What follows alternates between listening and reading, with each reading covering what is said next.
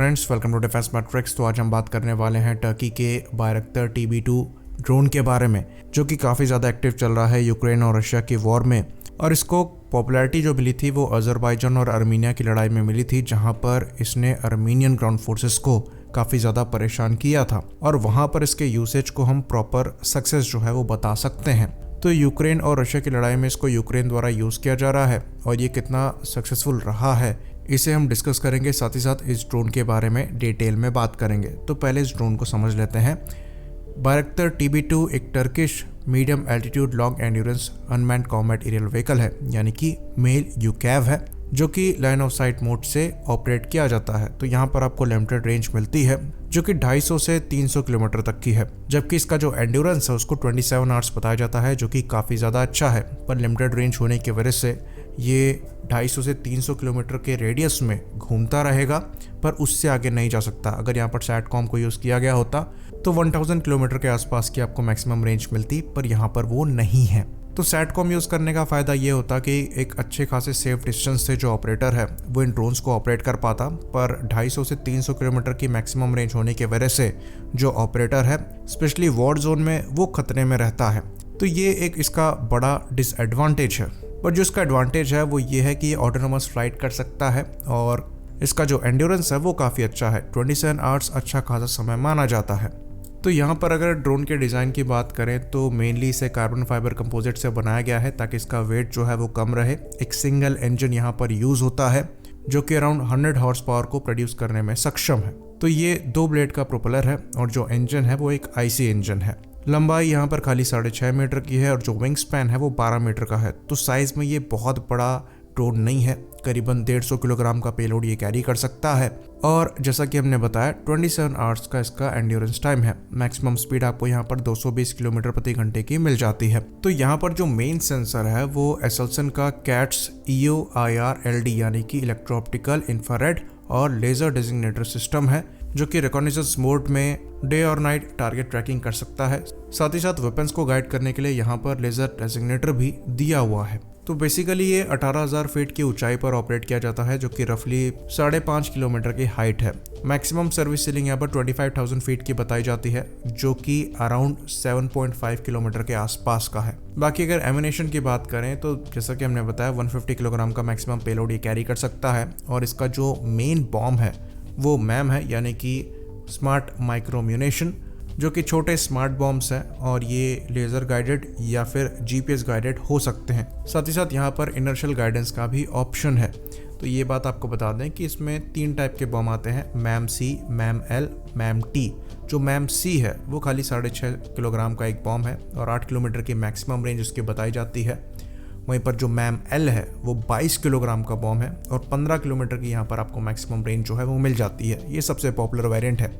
बाकी जो MAM-T है वो 94 किलोग्राम का बॉम्ब है और आपको यहाँ पर मैक्सिमम 30 किलोमीटर की रेंज मिल जाती है। तो यहाँ पर जो MAM-L है स्पेशली उसे आर्मर्ड व्हीकल को टारगेट करने के लिए बनाया गया है। तो वहाँ पर टेंडम वॉरहेड जो है वो लगा दिए जाते हैं ताकि जो रिएक्टिव आर्मर है उसके अगेंस्ट भी एक काम कर सके। साथ ही साथ यहाँ पर हाई एक्सप्लोसिव ब्लास्ट फ्रेगमेंटेशन को भी यूज़ किया जाता है और थर्मोबैरिक का भी ऑप्शन आपको मिल जाता है। सिमिलर कॉन्फ़िगरेशन MAM-T पर भी फॉलो होती है। बाकी ये आपको बता दें कि जो MAM-L है उसको UMTAS anti tank guided missile से बनाया गया है, जो कि air to surface anti tank missile है और इसको भी टर्की द्वारा डेवलप किया गया है। तो इस मिसाइल को भी TB2 द्वारा फायर किया जा सकता है, पर MAM-L अगर यूज़ हो रहा है तो इसकी कोई ज़रूरत नहीं है। तो ये तो हो गया बेसिक। अब बात करते हैं इस ड्रोन के कॉम्बैट परफॉर्मेंस के बारे में। तो आर्मीनिया के खिलाफ काफ़ी अच्छा इसने परफॉर्म किया और आर्मीनियन ग्राउंड फोर्सेस को काफ़ी ज़्यादा परेशान किया गया इस ड्रोन द्वारा और काफ़ी इंपॉर्टेंट आर्मर्ड व्हीकल्स को और उनके सैम सिस्टम को इस ड्रोन ने डिस्ट्रॉय किया। लेकिन ये बात हम ध्यान में रखें कि आर्मीनिया का जो एयर डिफेंस है वो रशिया के कंपैरिजन में काफ़ी पीछे है।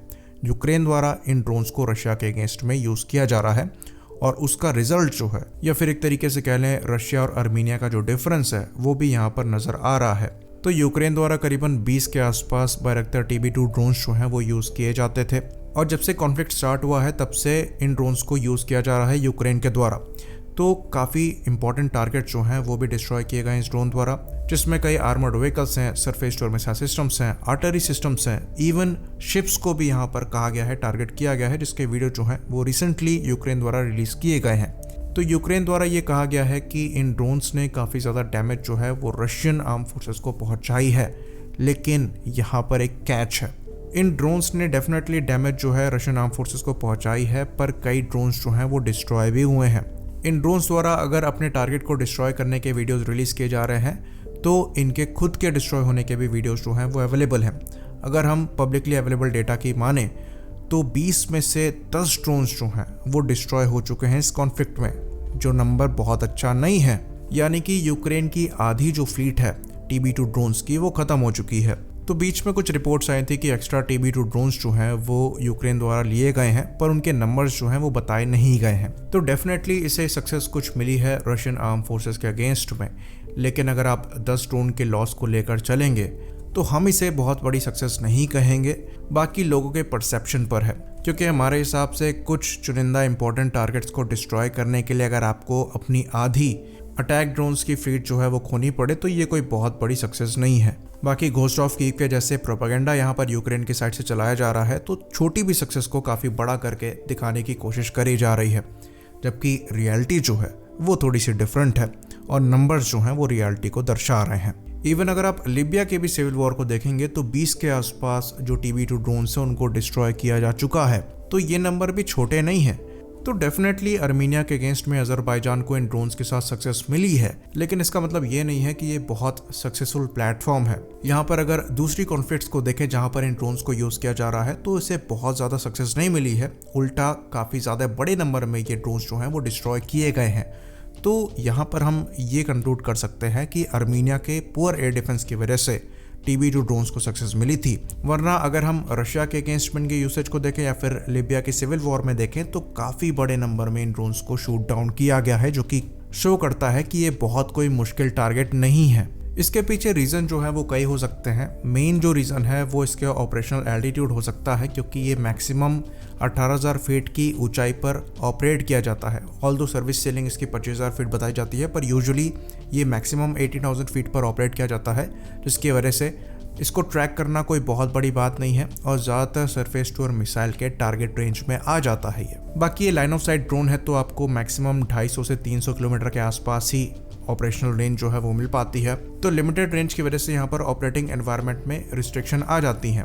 तो एक TB2 की कॉन्फ़िगरेशन में आपको 6 ड्रोन्स मिलते हैं, 2 ग्राउंड कंट्रोल स्टेशन होते हैं, 3 ग्राउंड डेटा टर्मिनल्स होते हैं और 2 रिमोट वीडियो टर्मिनल्स होते हैं। तो ये सब आपको सेटअप करना पड़ता है रेंज लिमिटेशन में, यानी कि अगर इन ड्रोन्स को ऑपरेट करना है तो हमें कॉन्फ्लिक्ट एरिया के पास जाकर 250 to 300 किलोमीटर के डिस्टेंस पे ये सब सेटअप करना पड़ेगा, तभी कॉन्फ्लिक्ट एरिया के ऊपर हम इस ड्रोन को ऑपरेट कर सकेंगे। तो बेसिकली ऑपरेटर्स भी यहाँ पर खतरे में होते हैं, क्योंकि अगर ये ड्रोन ऊपर फ्लाई कर रहा है तो एनिमी को पता लग जाएगा कि 250 से 300 किलोमीटर के रेडियस पर ही इसके तामझाम को सेटअप किया गया है, जिसकी वजह से जो ऑपरेटर्स हैं ये उनको भी खतरे में डाल देता है। तो एंटी टेररिस्ट ऑपरेशंस के लिए ये ड्रोन्स काफ़ी डिसेंट है, लेकिन अगर आप आर्म्ड कॉन्फ्लिक्ट में रशिया जैसी मिलिट्री के अगेंस्ट में ऐसे ड्रोन को यूज़ कर रहे हैं तो ये उतने इफेक्टिव नहीं होंगे जितना बताया जा रहा है, क्योंकि नॉर्मल एयर डिफेंसेस को भेजना इनके लिए इतना आसान नहीं होगा। आई होप वीडियो क्लियर हो। इसी बात पर हम इस वीडियो को ख़त्म करेंगे। लाइक करिए, सब्सक्राइब करिए। जय हिंद।